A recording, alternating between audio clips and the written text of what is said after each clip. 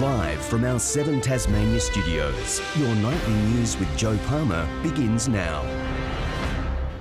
Good evening, everyone. The battle for your vote has begun, with the Prime Minister declaring the 2019 election campaign has officially started. Voters will decide on the 18th of May. That's 37 days of frantic campaigning across the country. In Tasmania, Labor has more to lose.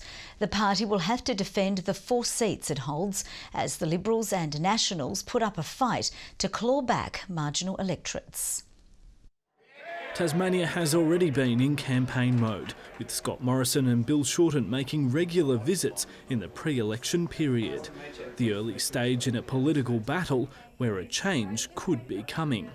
At the moment, the polls are on track to say, well, we're looking at how an embattled government tries to hold on to government at a time when the tide is swinging against it. Senator Helen Polley is feeling confident, harking back to when Labor ousted the Liberals' so-called Three Amigos. What he wants to say to Scott Morrison is, adios, amigo. But in Tasmania, it's Labor on the defensive. They're trying to hold on to 4 of our 5 electorates. For Labor, it'll be defending what they have, because if they're hoping for the change of government, then they need to defend their seats in Tasmania. I'm confident but not complacent. We need to fight for every vote on every door, in every street, in every town and every suburb. In the current state of play, the Hobart electorates of Clark and Franklin are relatively safe, the incumbents with high margins. Labor holds Bass by 5.4%, while Braddon and Lyons are more on a knife edge. These seats are in play, and that's a reason why Bass, which looks safe, may not be safe anyway, because it's had very large swings in the past. As the Liberals look to snatch seats, this election they're also facing challenges from their coalition partners, the Nationals. We're running a strong team of candidates across Tasmania to win all seats. That's our target. We're in it to win it. Independent Andrew Wilkie says if he's re-elected, he won't make any deals to prop up a minority government, learning from 2010 when he handed away his support in an agreement with Julia Gillard. Even without a deal, I've actually been able to deliver for the electorate some $60 million, including $30 million for public housing. In some ways, not having a deal, but being a pivotal vote, you can actually have more power in Canberra. The Greens are in the fight for survival, bruised from a poor result at last year's state election and their last Senate contest. What we know is that we only held our Senate seat by 141 votes from One Nation at the last election, so we are incredibly focused on making sure that we put our best foot forward. There's now 1 week left for Tasmanians to make sure they're enrolled to vote and their details are up to date. The latest data suggesting almost 13,000 eligible Tasmanians aren't on the electoral roll and could miss out on having their say. Michael Breen, 7 Tasmania News. Wish lists are already being drawn up, from wilderness to negative gearing and disability payments. Interest groups are calling for this federal election to work in their favour. It's time to head back to the ballot box, and here in Tasmania, interest groups are gearing up to lobby for their sectors. The Real Estate Institute considering the impact of Labor's proposed changes to negative gearing. It is real money. Now, if those sales do slow down, that revenue will reduce and there's less money for Tasmanians to be supported by the government. But for this voter, it's Labor all the way. Try to help Tasmania out of the old battlers and doing the highways and different things. Yeah, I reckon they'd go on well. Housing on TasCos's agenda too, pushing for parties to wipe Tasmania's public housing debt and raise Newstart. Calls too for an overhaul to the National Disability Insurance Scheme. There's been a shortfall in spending, and that spending has resulted in terrible red tape and problems for providers of disability services and, of course, people who are dealing with a disability. Environmentalists are lobbying for a federal environmental protection agency. They could be world-leading nature protection laws that actually work, that actually stop the decline of species and nature that we're seeing in Tasmania, in Australia and around the rest of the world. For everyday Tasmanians, the issues range far and wide. By the kangaroo in Tasmania and how the cruelty and the way it's being slaughtered. I think that's something that really needs to be looked at and addressed by our government. Hydrogen for electric cars would be great, rather than just going down the path of using electricity. Acceptance of refugees, and also get rid of Manus and Christmas Island Use detainment. Tasmanian Islands for assessment centres for refugees. And with 37 days until the political tug-of-war is over, there's no doubt there'll be some big promises to come. Louise Hedger, 7 Tasmania News. Now to the day's other news, and a Riverside woman has admitted she acted to conceal the murder of 24-year-old Jake Anderson Bretner. Gemma Clark pleaded guilty to failing to report a killing and to being an accessory after the fact to the murder. Gemma Elizabeth Clark appeared in the Launceston Supreme Court this afternoon, sentenced to 5.5 years behind bars. It's alleged Jake Anderson Bretner, who was 24 years old at the time, died on the 15th of October last year in Riverside. Jack Harrison Sadler has been charged with his murder and has pleaded not guilty to the crime. Ms Clark admitted that on the 15th of August 2018, she knew that Jake Anderson Bretner had been killed and failed to report it to the police. Detectives found part of Mr Bretner's body near the Tasman Highway near Myrtle Park on the 19th of August. At the time, Ms Clark was studying to be a teacher at university and had no prior criminal convictions. The court heard today she was sorry for what she had done. During the sentencing, the court received victim impact statements from Mr Anderson Bretner's partner and mother. The court also heard Mr Sadler's trial for murder is expected to take place here in Launceston later this year or in 2020. Ms Clark is expected to be a witness in that trial, which was taken into account today with sentencing. She'll be eligible to apply for parole after serving 3 years. Jessica Moran, 7 Tasmania News. A 47-year-old man has been sentenced to 22 years behind bars for the murder of Tyson Timothy Clark Robertson, whose body was found buried in the backyard of a Mayfield property. Ian Rosewall pleaded guilty to the 2016 crime. Tyson Timothy Clark Robertson was just 24 years old when he was fatally struck by Ian Rosewall 4 times with a hammer. The court heard the pair had been drinking together at a Mayfield property and were putting up curtains when an argument broke out. Rosewall then picked up a hammer and hit Clark Robertson in the head, causing him to fall to the floor. It was then said in court that Rosewall did nothing to help him, did not call an ambulance, but instead tried to conceal the crime, dumping the body in the back shed. It was then buried in the yard, with police finding it several months later, after the family of the deceased became suspicious by social media messages sent from his account. The Crown told the court these messages were sent for 10 months to try and hide the murder and make it appear he was still alive. Up until earlier this year, his plea to the crime was not guilty, but a week before the trial was set to begin, he changed his plea to guilty. Justice Pearce said in court that while it was not a planned murder, the crime has had a terrible psychological impact on the family of the deceased. Ian Rosewall will now spend at least the next decade of his life behind bars and won't be able to see the world again as a free man unless parole is granted after 12.5 years. Sean McComish, 7 Tasmania News. Welcome back, everyone. A motorcyclist has been taken to hospital after he came off his bike in Launceston CBD this afternoon. The busy intersection was closed for more than an hour. The rider suffered non-life-threatening injuries. The state government's pay row headache is far from over, with the Nurses Union rejecting another offer. Both sides have been negotiating for more than 12 months, but the union has knocked back the latest 7% offer because of recruitment concerns. This offer, the final offer that has been put to our members, doesn't go far enough in terms of ensuring that we are able to retain our current nursing and midwifery workforce. They're promising more industrial action is on the way.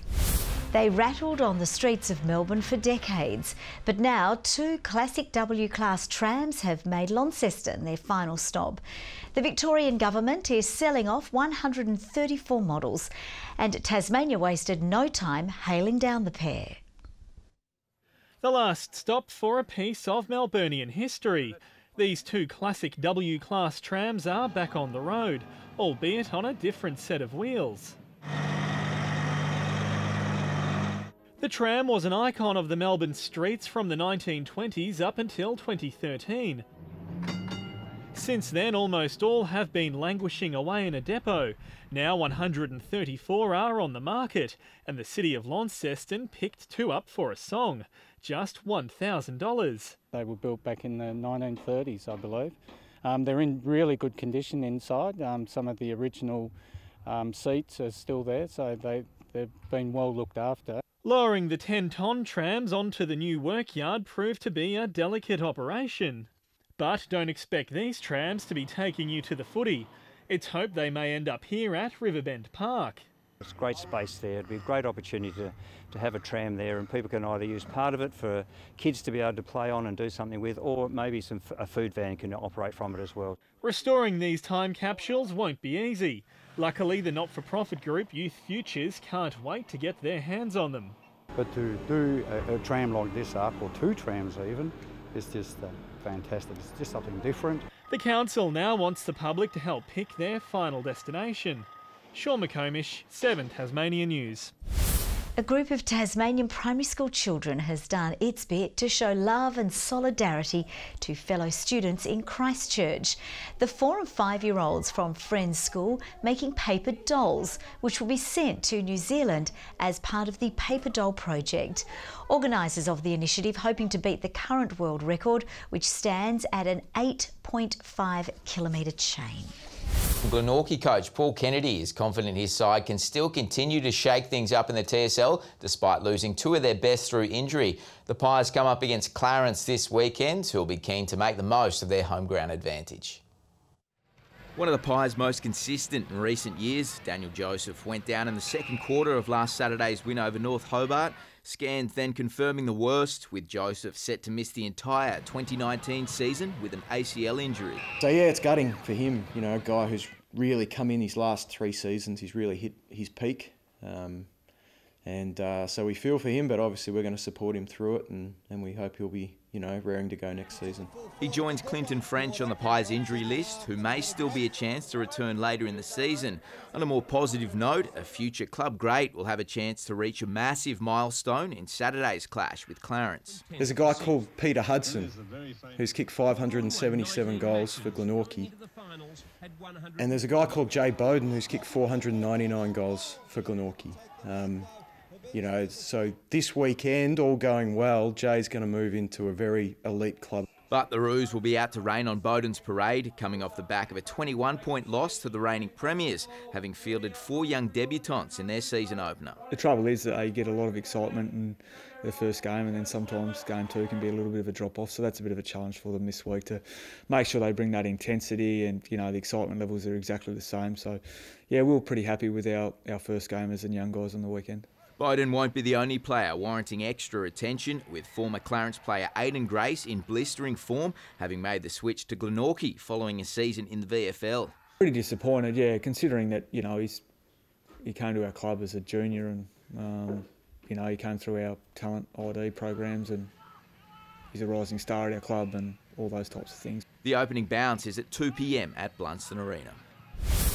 Basketball and the Southern Huskies have welcomed their latest recruit, Jalen Billups, and he's promising to be a beast on the court. And the countdown is on until the side's highly anticipated season opener in New Zealand. It's hard to miss the Huskies' latest American import. He stands 6'6" and weighs in at more than 120 kilograms. He also has some very specific instructions from coach Anthony Stewart. Just kill. Just kill. That's what he wants me to do. Whether it's inside, outside, wherever, just dominate that game. Just, you know, be the beast that I am. He joins the side after claiming the MVP award in Western Australia's SBL competition and is keen to test himself in New Zealand's NBL, which is jam-packed with world-class talent. Got a good feel of like how this team is going to go. I'm excited. Once we put all our tools together, we're going to be really good. Billups will be good to go for the Huskies season opener against the Manawatu Jets next Thursday night, hoping to produce a standout season and dunk his way to bigger and better things. That's what I'm banking on. I handle my business, which I will. Just watch out for Jalen Billups. Olympia has snatched top spot on the NPL ladder with a dominant 4-1 win against Kingborough at Lightwood Park overnight. The Warriors drew first blood midway through the first half, courtesy of Lyon's own goal. And from there, they had it almost all their own way, slotting through the next 3 goals of the match before the home side was given some slight consolation a few minutes before the full-time whistle. And Tasmanian swimmer Morgan Hawkins has qualified 3rd fastest for tonight's 50-metre breaststroke final at the National Swimming Championships in Adelaide in a new Tasmanian record time of 32.13 seconds.